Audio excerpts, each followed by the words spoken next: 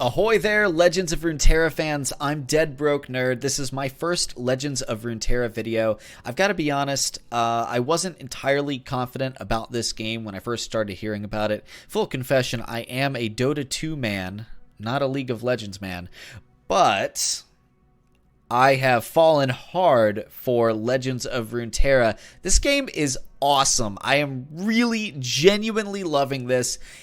It honestly, it kind of feels like the most fun I've had since maybe like mid-tier Tessel days. So back when Tessel I felt like was in a really good place. This is probably the most amount of fun I've had in a while. I have a huge crush on games when they're in their first set, so like their base set, maybe plus 1 or 2. So that's part of it. Is having the small card pool is just genuinely fun.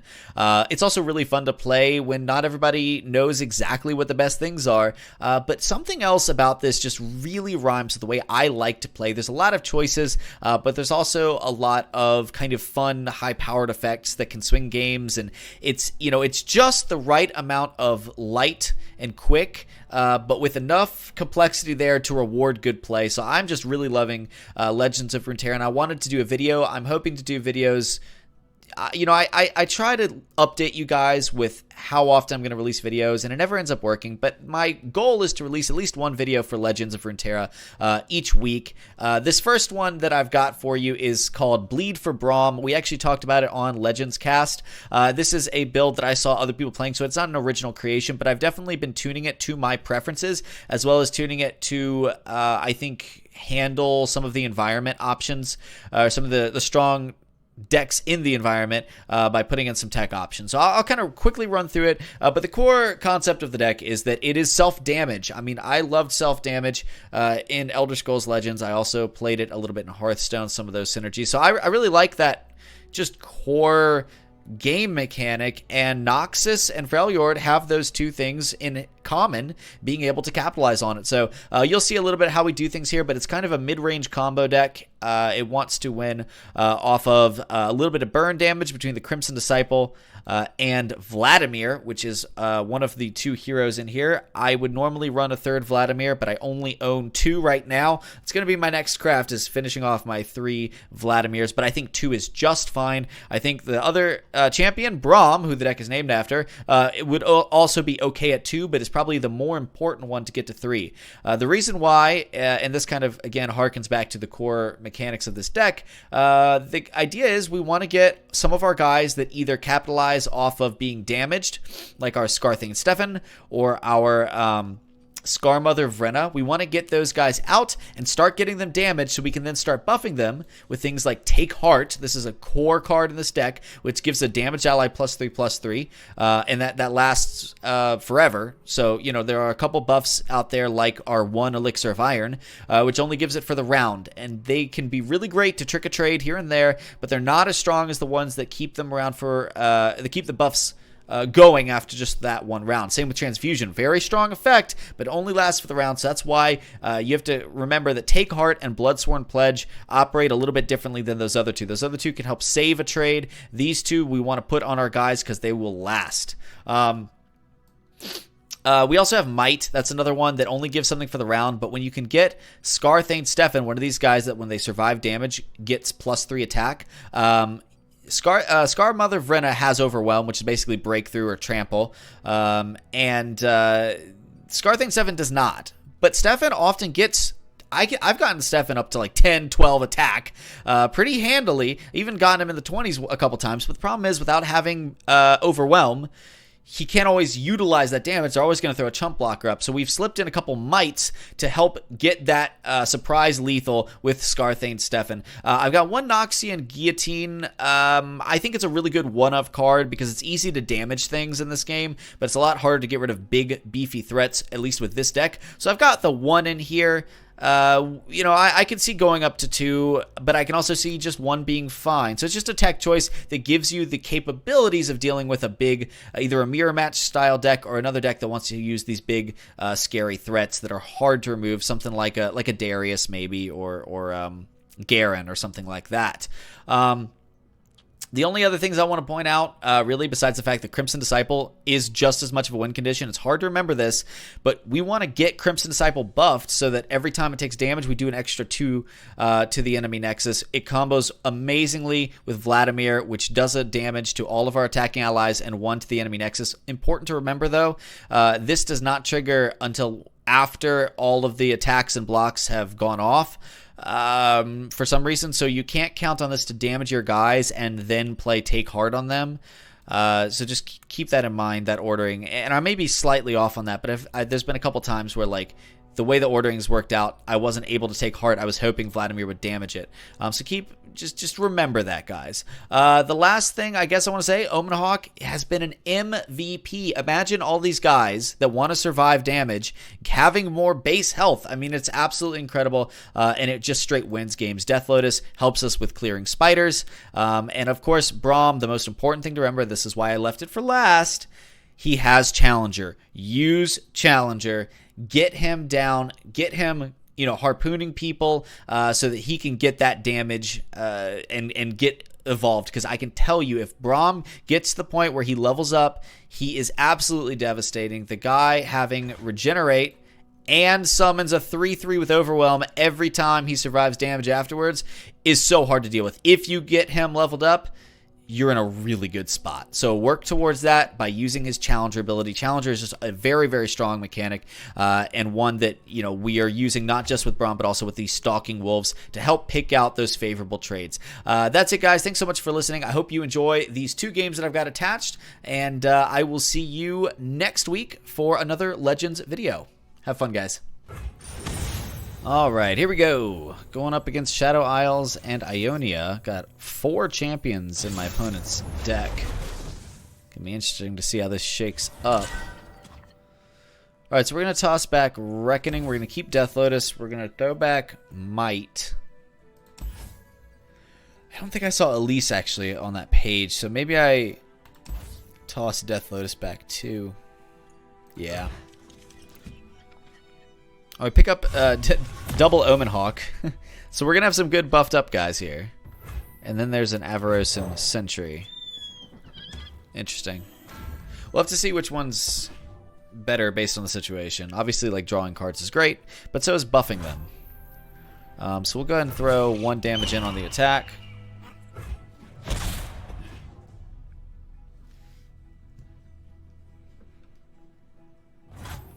And pass.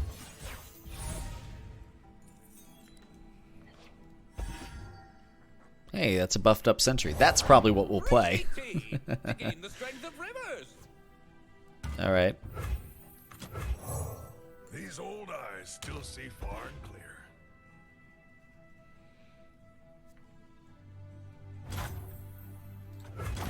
Okay, comes back around to us. Perfectly fine with what's going on here so far. Yeah, we'll just attack with our Sentry. They either sacrifice their 1-drop or we get 3 damage in. Doesn't matter. We're not really pressuring, so... see, if we had let him get that out, then it would have been a harder defense to swing. Alright, so we're going to throw out the Omen Hawk, I think.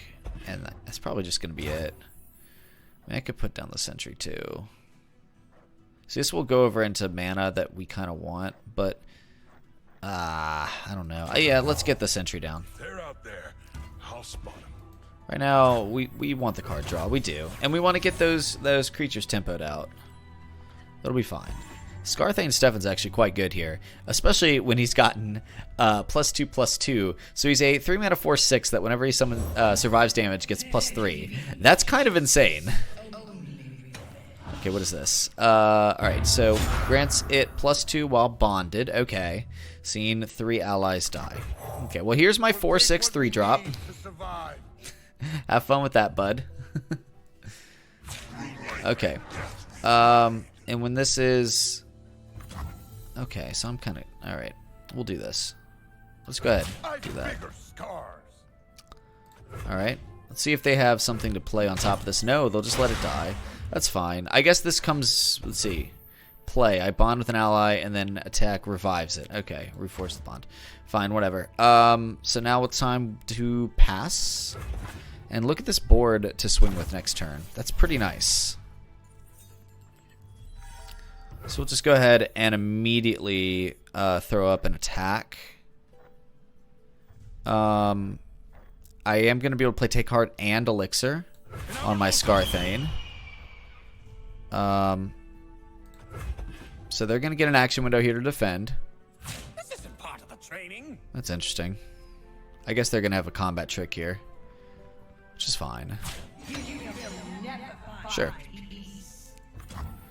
Okay, well, yeah, I'm pretty much good with this. No, you know what? We'll just go ahead and take heart now. Okay.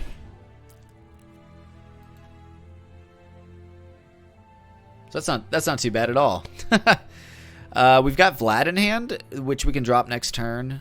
We also could, of course, if we wanted to, we could drop our Crimson Awakener, but I'd really rather save this to have something nice to pair with it. Vlad is just going to be a little bit more useful dropping down onto the board. Although, actually, Crimson Awakener does give us the card draw and evolves Vlad.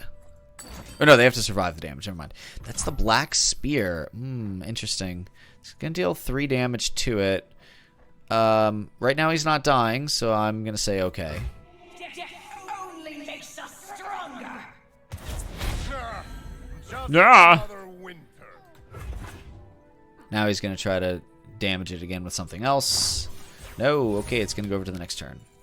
All right, so they wasted a little bit of mana there, so just slightly less mana efficient than we are. Inspiring Mentor. Okay. And we just dropped Vlad. I'd never keep my guests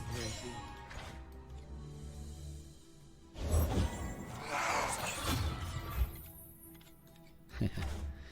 Alright, so we've got Shadow Fiend here. We'll just go ahead and pass.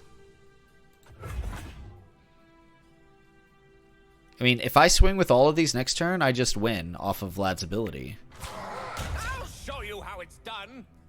Which my opponent knows. Which is why I assume they're baiting me to kind of drop something in now. I'm taking 6. We're just going to take the 6 damage. And I'm hoping that they don't have something that messes up my guys. So Callista gets leveled up. That's pretty cool art. We'll pass.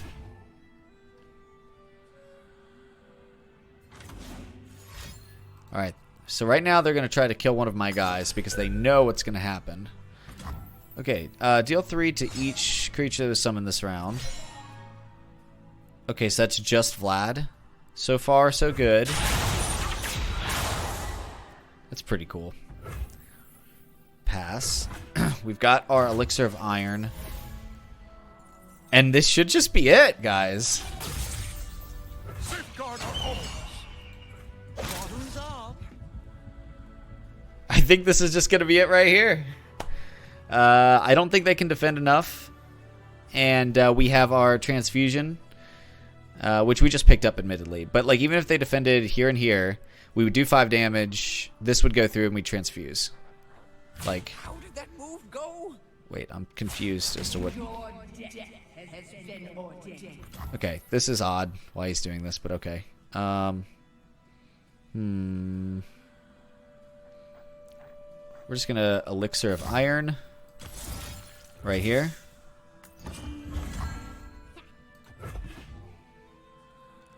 And see what he does about that. I mean, there's some things he's got. Like, it's not necessarily GG, but now it is. Oh man. Good stuff. Alert the village. And there's 19.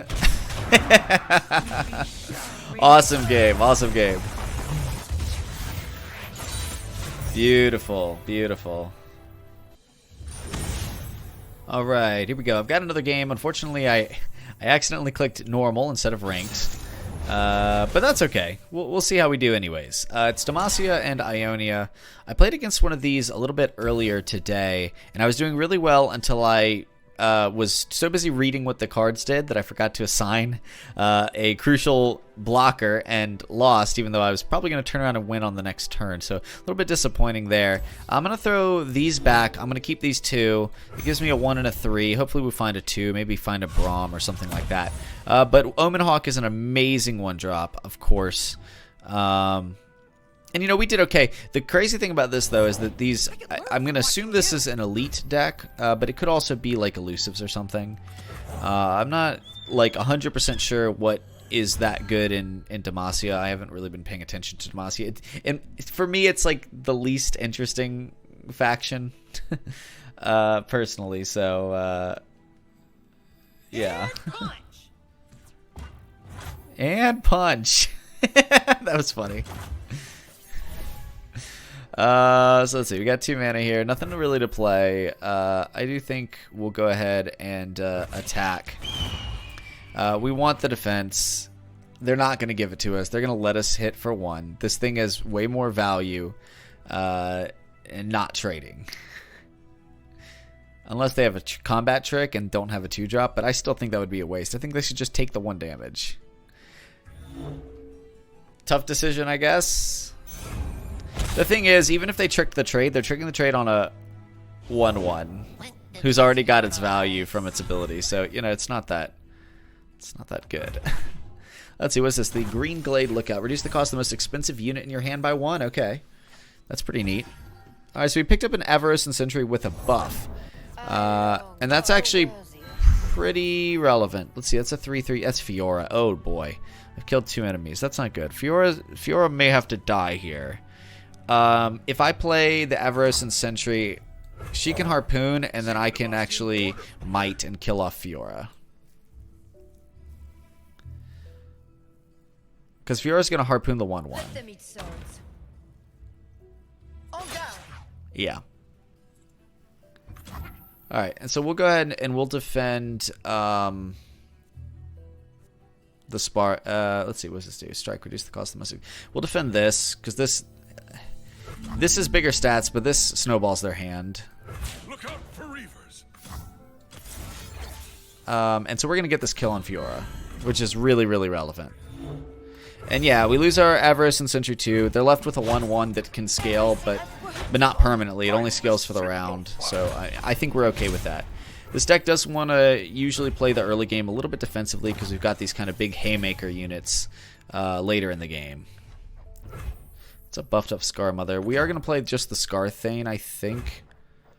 I could play the Crimson Awakener just as a 4-mana 5/5. But if I play the Scar Thane, then I can carry over 1 mana into a future turn, which is great when you have these kind of really good but sometimes a little expensive spells. Like, you don't mind carrying over a little bit. Alright, what is this? Dawn Speakers. End of round. Grant other allies +1/+1 if an ally died this round. Other allies. If another. Okay, I see. That's end of round. Well, no one died this round, so that's not going to make a difference. I mean, I could go swing. Yeah. You definitely swing here, because neither of these are going to be big enough to really affect any sort of good trade. So I might as well just get a little bit of damage in. New recruit reporting in. We'll pass. This drops back down to 1/1. I am one with the land. Oh, that's a lot of crap right here. Yeah, all right. I am one with the land. Love it. All right, they're probably just gonna scoop and swing. That's probably what I would do at this point. Like, yeah, there you go. All right, so what does this do? When ally gets barrier, grants +2 attack. Okay, so an ally. I wonder if that includes them, because then that jumps up by 3.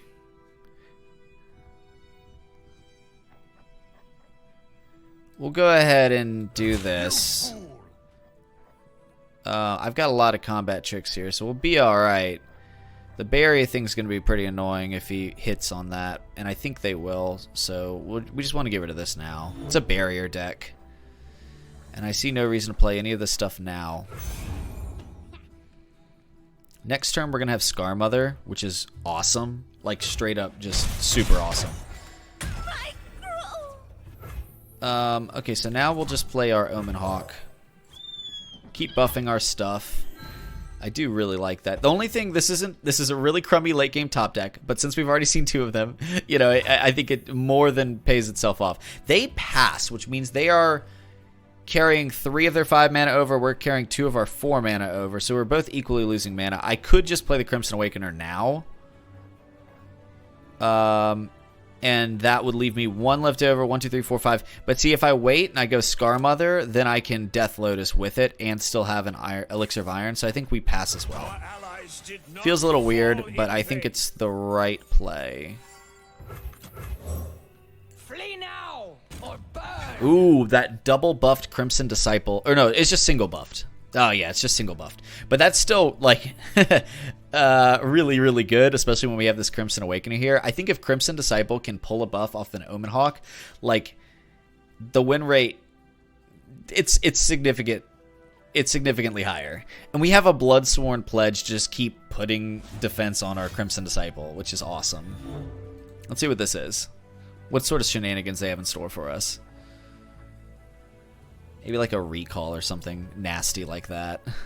That would be really nasty if they just recalled my 6-drop. So we're just going to scoop and swing. I guess I shouldn't swing with the Omen Hawk. Because if I'm going to Death Lotus, and I don't know that I am, but if I wanted to, it wouldn't be a good look. So yeah, we'll just swing with these 2. I have my jug of green tea. Don't judge me. Hey!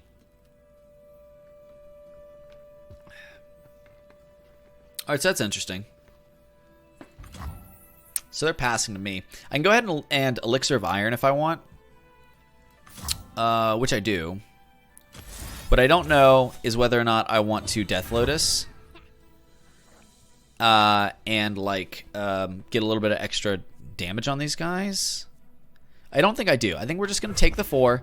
The reason why is... What could have been? The Death Lotus helps trigger our Crimson Disciple, and since we're going to be Bloodsworn Pledging it and this, we've got plenty of time to play this. This is kind of our... If they get control of the board, which right now, we're pretty in control of the board. But if they do, Crimson Disciple can win us the game without having to win combat. And that's really, really important. Get me a sweet bun. Oh my gosh, this is nuts. I think this is just game over. Like, I don't see what my opponent can do with Crimson Disciple, a buff, and 3 ways to proc it. Like, I'm just going to be ticking them for so much damage, and that's ignoring combat damage. Oh, by the way, this has Overwhelm. Like, it's so good. Oh, what can they even do? What is this? What is... I want to see what it is! Strike each other. Okay, so we're just going to Bloodsworn Pledge. Thank you very much. I love that this is burst. So thanks. Okay, we can hit each other now. I'm cool with that. I mean, you can play another card too. I guess that's fair. I guess if they have another buff, that would be fair. Okay, good. We live! Alright, I'll pass. I don't need to defend this. And if they attack, I actually can just Death Lotus and Whirlwind these 2. I'll show you how it's done. Alright. I'll just make room by defending with this guy. No. Wait. What shenanigans do they have that could really mess me up bad? Like a capture ability or something? I feel like this is just bait. I'll throw the Omen Hawk at it. Sure. Play a trick on this 1/1. It doesn't matter to me. Okay, that's what I thought. You know, I'm not gonna lie, I was a little nervous, but just... What is this? What is it? Don't you mess with my Scar Mother. Don't you do it. Fully heal an ally. Okay, whatever. I don't care about that. Yeah, that I don't care about. Cool, an 8/8. I'm gonna have bigger dudes, and this has, and really, that's the important thing. This has Overwhelm. All right, here we go. Pass, pass. Comes over to me. Alright. Oh man, that's another Scarthane. Do I have enough for all of them? No, I don't. So we're just gonna do Crimson Awakener. I love a man with style. Heard it all before. Heard it all before. What a smooth criminal. Look at this guy. Who does not know the name Just casually throwing blood magic around. He's heard it all before. I love a man with style. Heard it all before. Heard it all before. So good. What you got? What you got? Reduce the cost of allies in hand? Nope. Scoop. And depending on how they defend, we'll see whether I Death Lotus. Because if I Death Lotus, the Crimson Disciple will die and won't deal damage. But if they defend the Crimson Disciple, then I might as well just Death Lotus and buff the Overwhelm damage I'll get from Scarmother Vrenna. Which right now is just 1. I'll close my eyes. Make it fair. So he has to... I Alive! was going to say has to defend here, but might have a trick. Nope, we got it! Oh, I sure do love this. Self-damage is so fun. I love it in all those other games. Tessel and Hearthstone, it was always a fun mechanic. And it's just as much, if not more fun, here in Legends of Runeterra. So that is awesome. Thank you guys so much for watching. I'll see you guys on the next one. Don't forget to check out Legends Cast. That is a Legends of Runeterra podcast I do with a friend of mine, Mark, also known as The Lift. So definitely check us out. Our new episodes drop on Friday, and we are available wherever podcasts are. So you probably found me through that, but if you didn't, and you're looking for a Runeterra podcast, Legends Cast is for you. I'll see you guys next time.